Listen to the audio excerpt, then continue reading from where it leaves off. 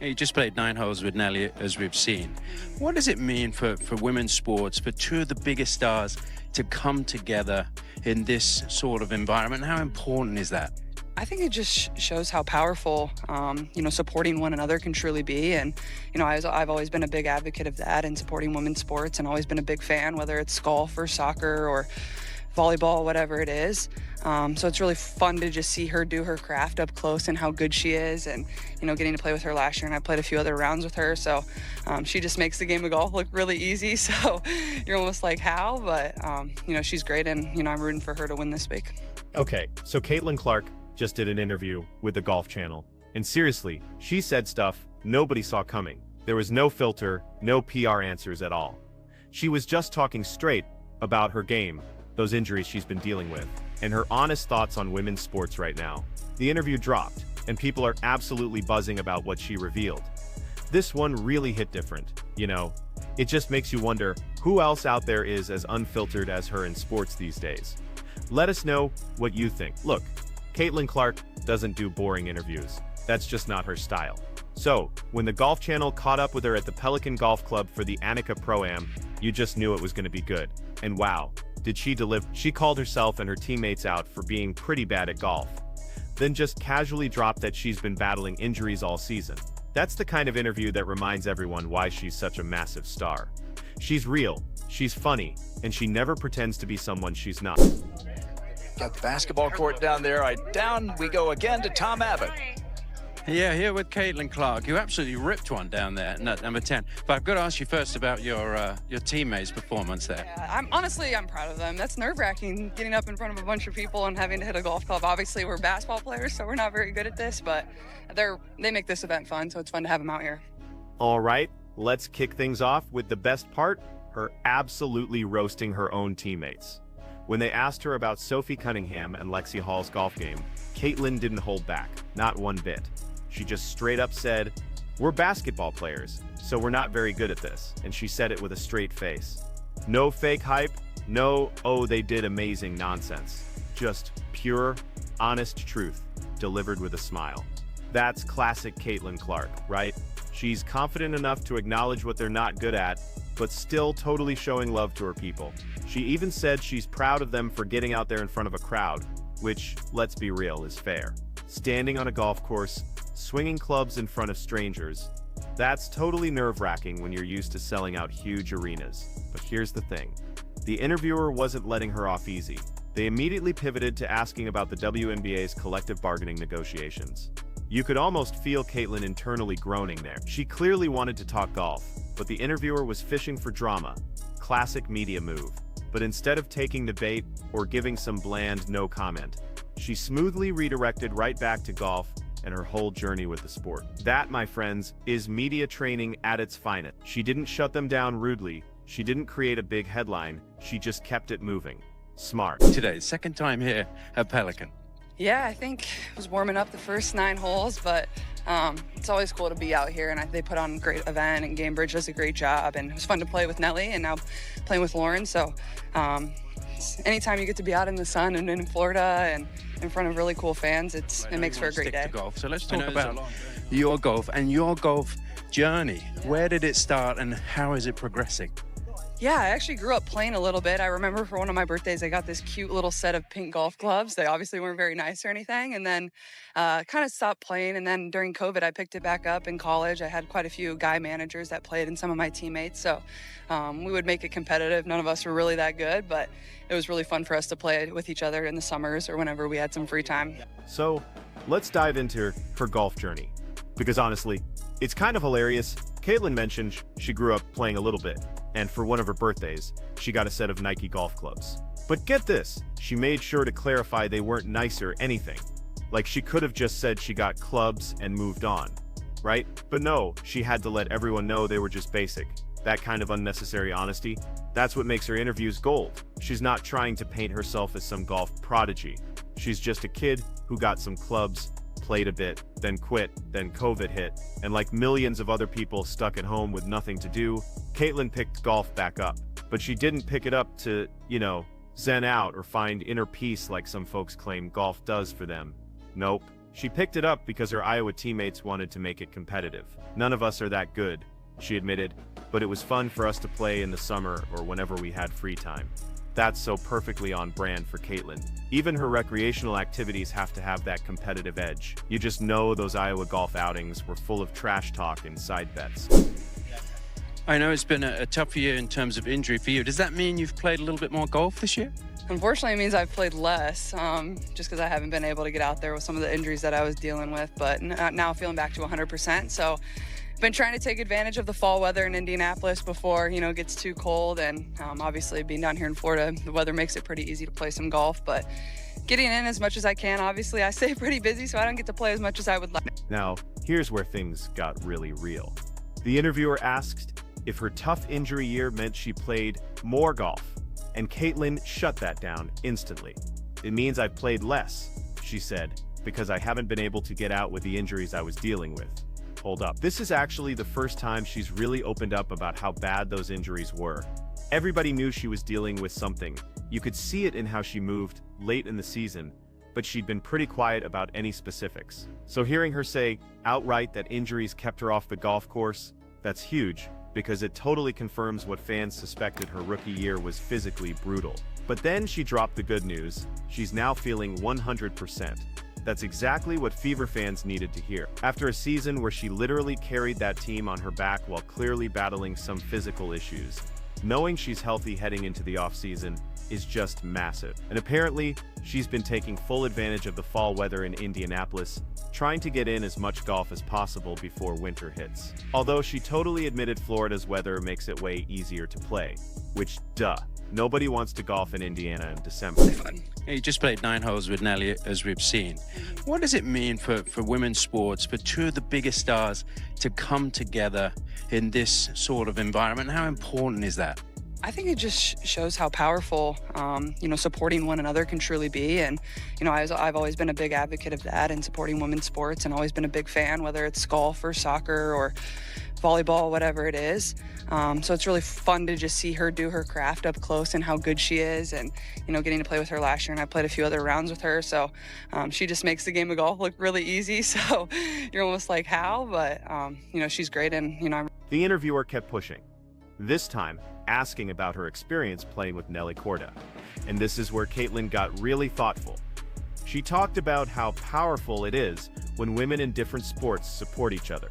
"I've always been an advocate of supporting women's sports," she said. "Golf, or soccer, or volleyball, whatever it is." And that's not just lip service either. Caitlin has consistently shown up for other female athletes. She's shouted them out on social media, and she uses her huge platform to elevate women's sports across the board.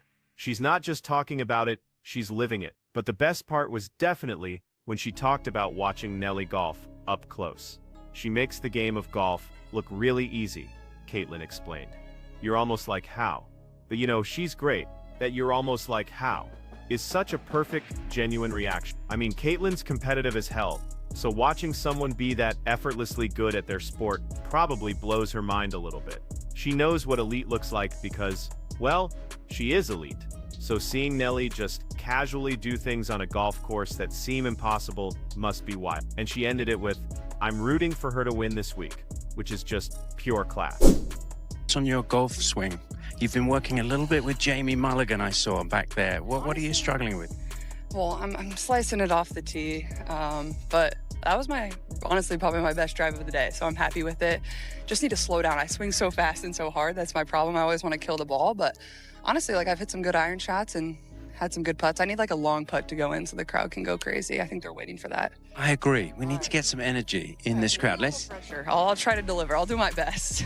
And now, let's talk about the more technical golf stuff, because this is where Caitlin's personality really just shines through.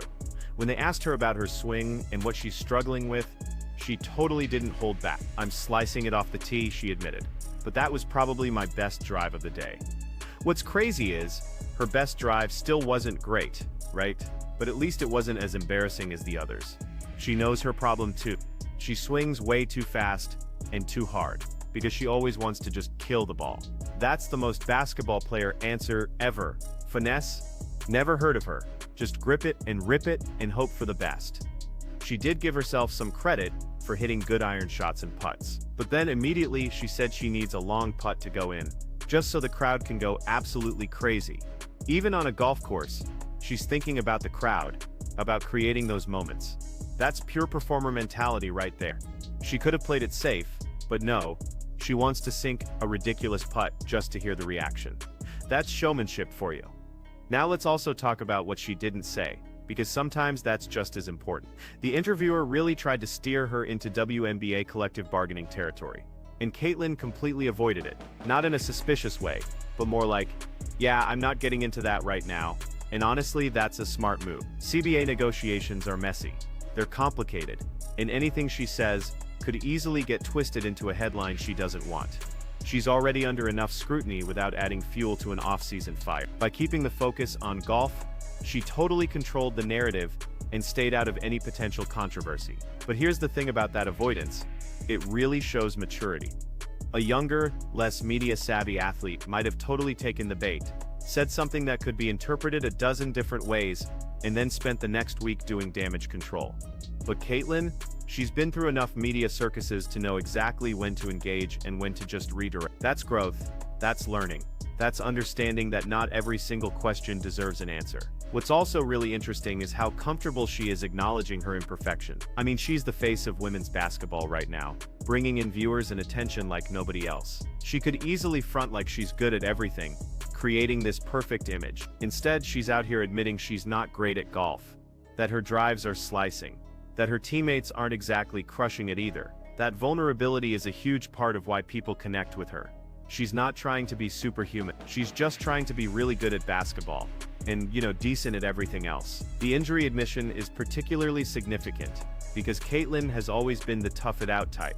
She plays through contact, she takes hits, and she just keeps going. For her to actually acknowledge that injuries kept her from doing something she enjoys, that means they were probably worse than most people realized. Rookie seasons in the WNBA are notoriously physical, and every opponent was gunning for her all year.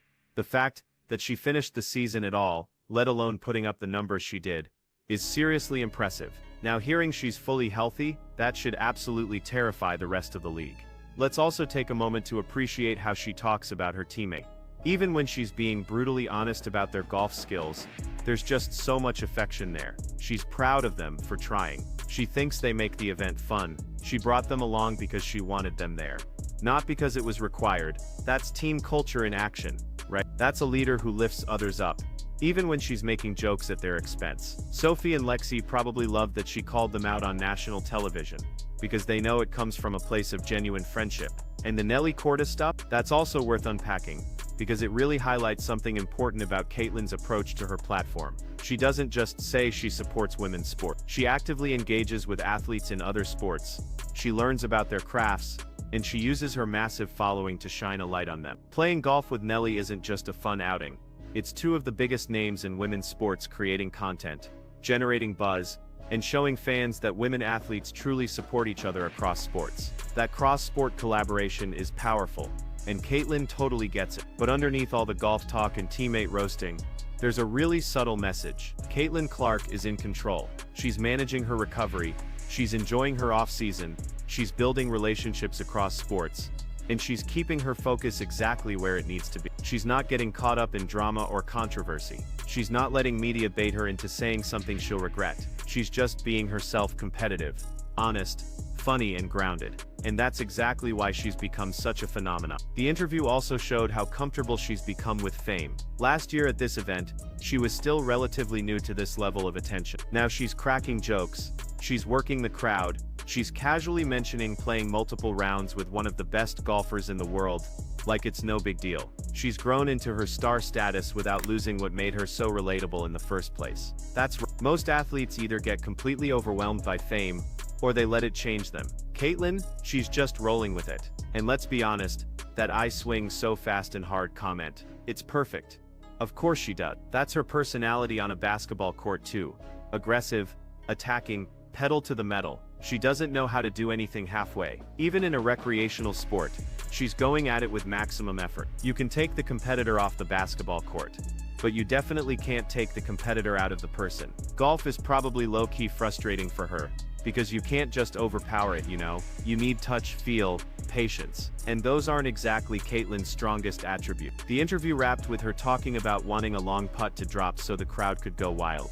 And that perfectly encapsulates who she is. She's not just playing golf for herself. She's thinking about the fans, about creating moments, about entertainment. That's superstar mentality. That's understanding that your job isn't just to perform.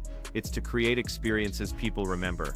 Whether it's draining a logo 3 or sinking an impossible putt, she wants to give people something to cheer about. What makes this interview so good is that it wasn't trying to be anything it wasn't. No manufactured drama, no clickbait moments, just Caitlin being Caitlin, honest, funny, competitive and real. In an era where everything feels so calculated and pre-approved by PR teams, that authenticity really stands out. She's not reading from a script, she's just talking. And somehow that's more compelling than anything manufactured could ever be. So yeah, Caitlin Clark just reminded everyone why she's must-watch material, whether she's on a basketball court or a golf course. No filter, all honesty, and the kind of personality you just can't fake. If you're here for unfiltered athlete content that doesn't waste your time, definitely hit that like and subscribe button. Seriously, which sport should Caitlin try next?